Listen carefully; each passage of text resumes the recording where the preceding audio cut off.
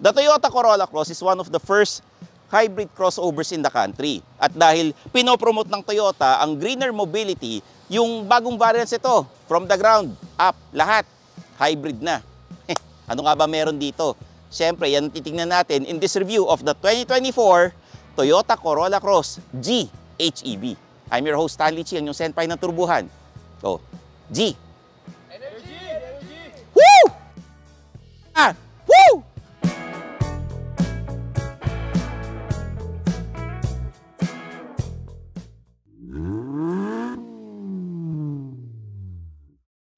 Kotse ba?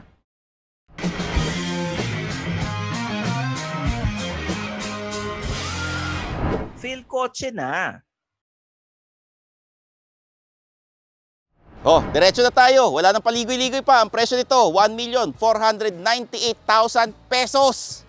Yan ang presyo. At yung fuel efficiency, 15 or 14 kilometers per liter. City driving to with traffic. Kasi yung mga normal crossovers, 7 to 8 kilometers per liter with traffic. The Toyota Corolla Cross is powered by a 1.8-liter engine with a hybrid system that has a total output of 122 horsepower and 142 Newton meters of torque with a CVT. So, kita nyo naman, tipid sa gas, di ba?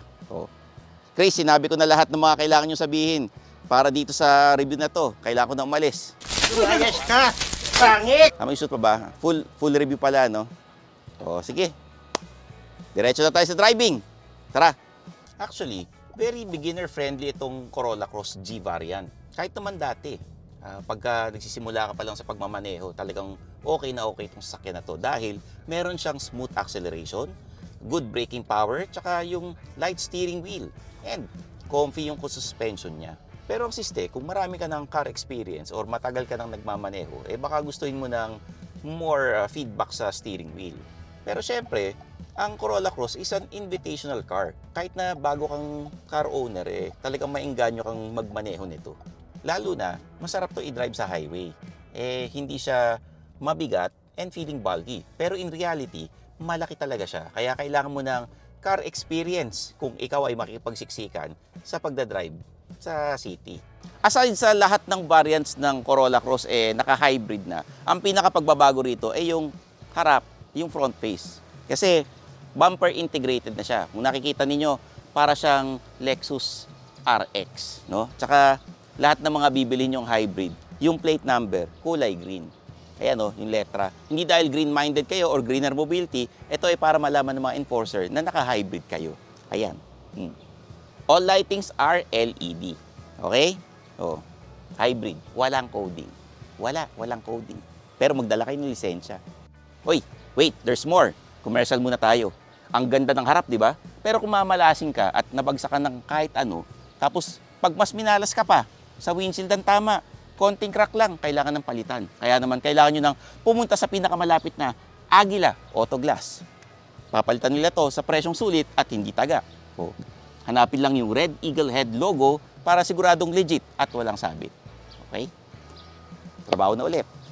Sa gilid at likod, wala masyadong pinagbago kasi nga facelift model ito. Pero may bagong wheel design, 17-inch wheels, and yung bagong HEV na logo. HEV. Hindi HEV Abia, HEV Hybrid. Tsaka you have money to buy this. Tapos meron tayo floating roof design. Yan, hanggang dito. Yan. Dito sa likod, wala tayong masyadong pinagbago kasi nga facelift model ito. Medyo minimalist approach. Pero bago ang taillight design natin, and meron tayong manual tailgate. Pero meron tayong spare tire. Yan, pogi, di ba? At maluwag itong lugar dito sa likuran. Mas luluwag pa yan pag tinupi nyo yung upuan sa second row. 60-40 yan. Meron tayong scratch-proof na material dito sa likod. Ayan. Okay? Luwag. May tuno dapat ito pero hindi namin dala.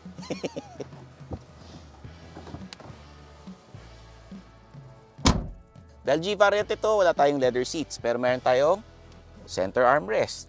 Meron tayong air vents, walang charging ports, kaya naman kailangan magdala kayo ng power bank.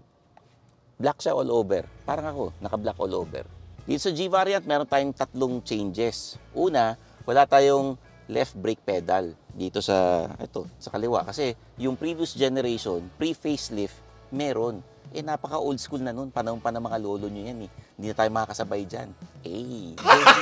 Gago! Pangalawa, bukod dyan sa sinasabi ko yung G variant na damay tayo sa electronic parking brake with auto brake hold.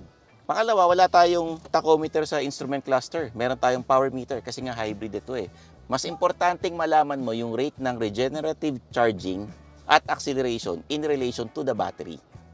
Pangatlo, itong 10-inch infotainment touchscreen natin. May wireless Apple CarPlay and wireless Android Auto. Meron din tayong wireless charger. Hindi na ito yung parang sinalpak na parang tablet lang na pat! Yun, ito seamless. Seamless. Tsaka, nga pala, wala itong cruise control dahil sa presyo. In addition, meron tayong mga soft touch material dito.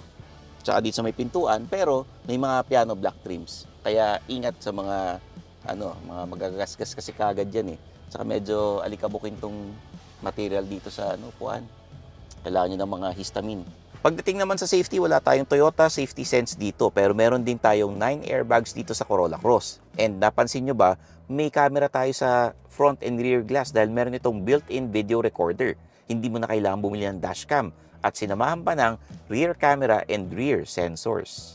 Sa totoo lang, kung first-time car buyer ka, wala ka nang hanapin pa dito sa Toyota Corolla Cross GHEV. Kasi nga, fuel efficient, may modern amenities, tapos spacious pa siya. Pero kung meron ka ng mga car experience, kailangan na mag-level up dun sa V-Variant or dun sa GRS. Kasi nga, meron tong sunroof, merong Toyota Safety Sense, tsaka yung paborito, power, tailgate. Pero kung di mo naman kailangan yung mga yan, solve na solve ka na rito sa Toyota Corolla Cross GHEV. Tandaan, ang presyo nito, 1,498,000 pesos. Tsaka importante naman dito greener mobility, hybrid, tsaka makatipid sa gas. So there you have it. I'm your host Stanley Chi, ang inyong senpai ng turbuhan. Magkita-kits tayo ulit sa next video dito lang sa Philcoche. Bye-bye! Thanks for watching! For the latest news, reviews, and anything you want to know about cars and car ownership, visit philcoche.com. Follow us on YouTube, Facebook, Instagram, and Spotify para hindi ka huli sa usapan. Tandaan, kotse ba? Philcoche na!